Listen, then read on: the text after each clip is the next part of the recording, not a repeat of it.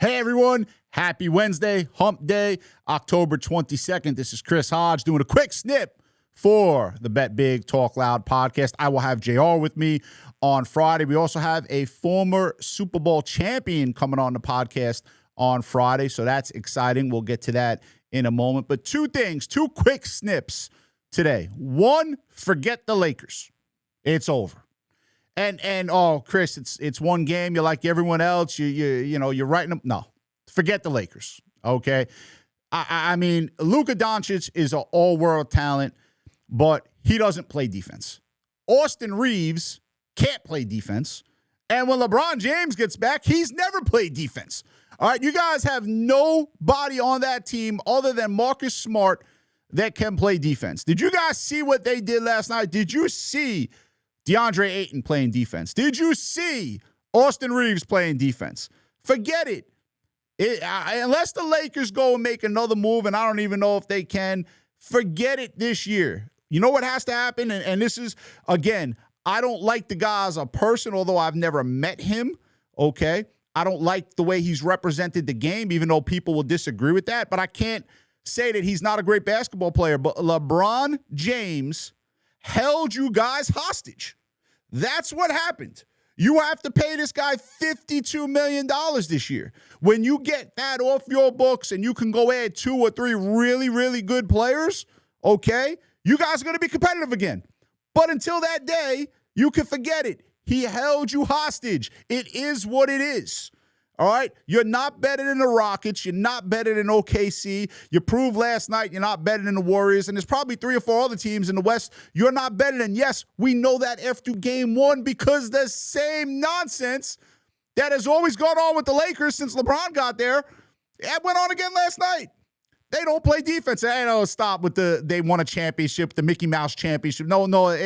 Listen, yes, they got a ring. Yes, it counts in NBA history. That was a glorified tournament that they won after having 4 or 5 months off. That was a glorified tournament. All right, that's what that was. Okay, goes down as an NBA Finals winner. They get to raise the bat. Since LeBron James has been there, that team has had one competitive full season. One competitive full season.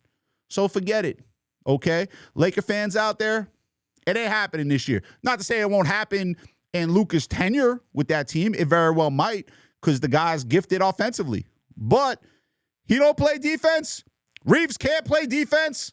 LeBron's never played defense. It's the same nonsense. So that's number one. Forget them in the West this year. They're done.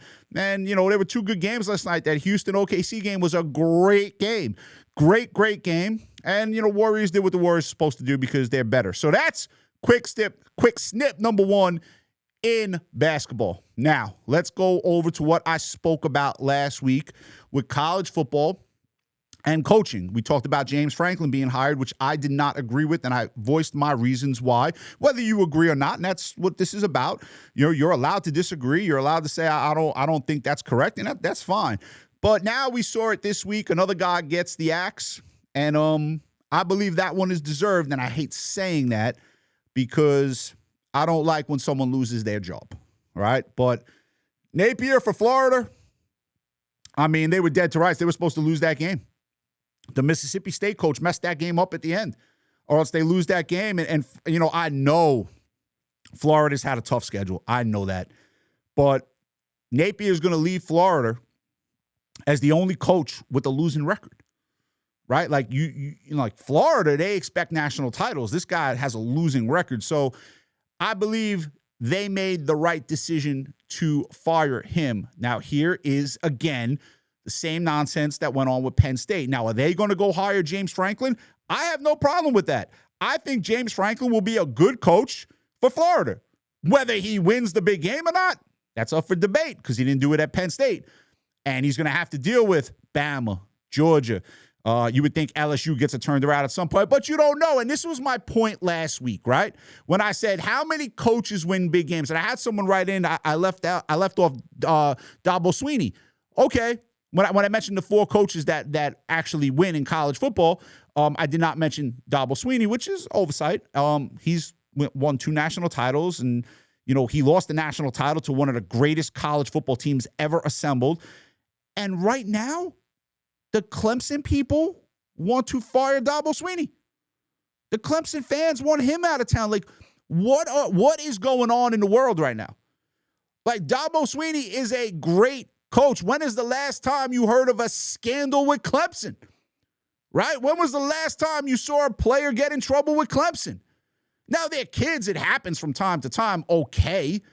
But that's another guy that's done nothing but represent your university, talking about Clemson, with class and dignity. He's put a good product on the field more often than not. He's a two-time national championship coach. Okay, he's lost a couple championship games to great teams, including one that the LSU team might go down as the best ever. Okay. And they want to run him out of town. So who do you go get? LSU paid Kelly $95 million. They just lost to Vanderbilt. Here's how bad that loss was. Vanderbilt didn't even storm the field. Think about that. The fans at that stadium didn't even storm the field. They expected to beat LSU. That's how far down LSU has gone. They expected to beat LSU. You guys went from LSU and paid that guy $100 million. Now you have an issue with that guy, right? Because, again, when has he won a big game? Norvell from Florida State, I mentioned him last week. He's next to get it. He's one more loss away from getting fired. Now I got to give him a $50 million buyout. Napier already got it. Franklin already got it. So now we're just going to fire coaches. We're just going to fire coaches for the hell of it. And then what are you going to do? In Florida State's situation, what'd they do? They went and hired a guy from Memphis. What did Florida do? They went and hired a guy from La Tech. These guys never coached big time college football like the SEC, like the Big Ten. Not having success. Now you're going to fire him and look for someone else. Where? Indiana saw what was going on. They said, oh, the hell with that. And they locked up their guy for 8 years. So that guy's off the table. So are you just going to give a runaround? Are you going to fire Kelly from LSU and he'll land on his feet somewhere else and screw that up? He left Notre Dame, like I said last week. They went to a national title game. So this whole merry-go-round with college football, let's just call it what it is. It is controlled by money now. It is controlled by the NIL. And if you do not compete for a national title, you are going to get fired. Let's just be honest here. One team wins a championship every year, right? Unless the rules have changed. One team wins the national title.